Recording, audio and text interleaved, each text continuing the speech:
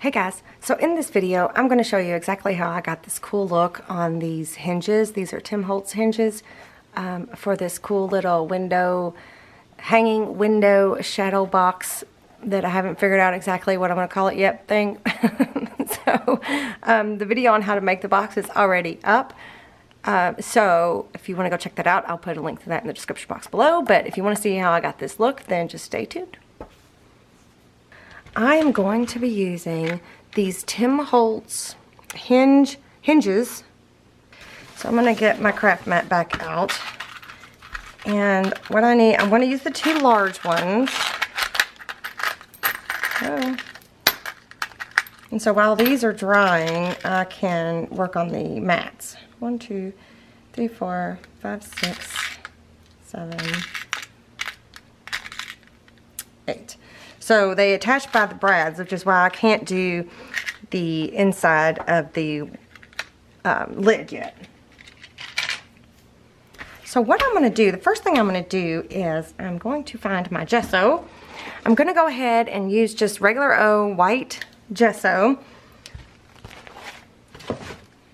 This is just a cheapy brand I put in another container, no big deal. And the reason we're going to do the gesso first is because we want to have something. I'm going to use India ink, so we're going to want to have something for it to grab onto.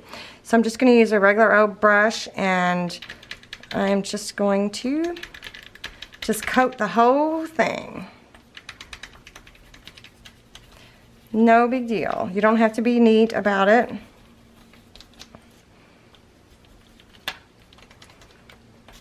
I'm going to try not to get your fingerprints on it though. So I'm going to do both of them.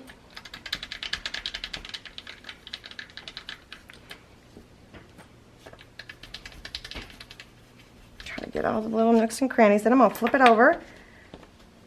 Well, there we go. And I'm just going to make sure I get that hinge part that you're going to see when you open the box. Flip this one over.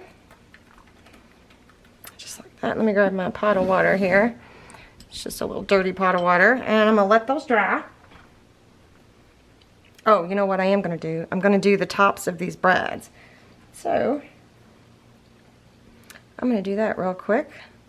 No big deal. And let everything dry. Okay, so these are dry, or dry enough. So then the next thing I want to do is, I'm shaking it up, hold on. This is Dr. P.H. Martin's India ink, and this is in the color brown. So what I'm going to do is I'm going to paint them in this brown color, just like I did with the gesso. And it's going to look kind of weird, but just have to bear with me here.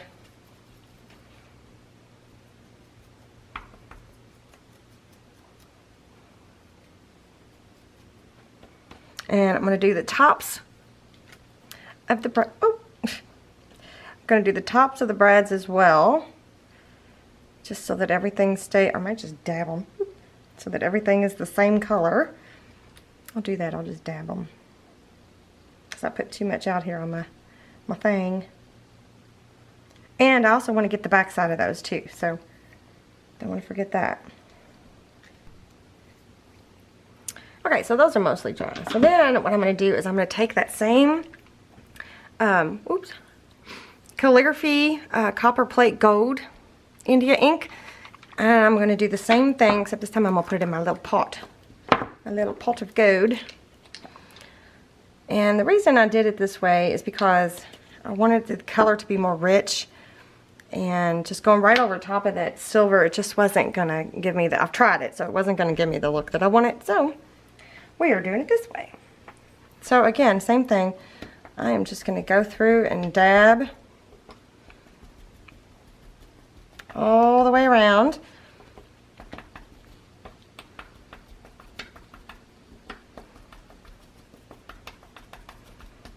And when I flipped the other ones over when I did it, the gold did manage to get, oh, I didn't on this one. Whoop. Let me flip it over and do this side. Boy, this is messy. Okay, oh, and I'm also going to do my little tops here.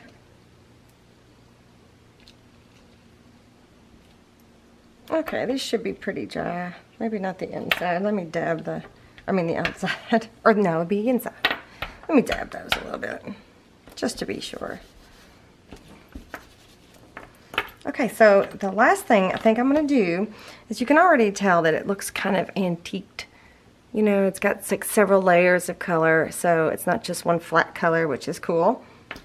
So the next thing I want to do is I want to take a light bit of gesso and like skim the top a little bit. And I've got a baby wipe handy, so if I get too excited, you know, too much on there, I can wipe it off. Because I want the gold to still show through, but I definitely want it to be more shabby and not so, you know, in your face. Let's see, let's dry that and see how that looks, because sometimes when gesso dries it looks slightly different. I feel like this one might be a little heavy-handed. Let me wipe that off.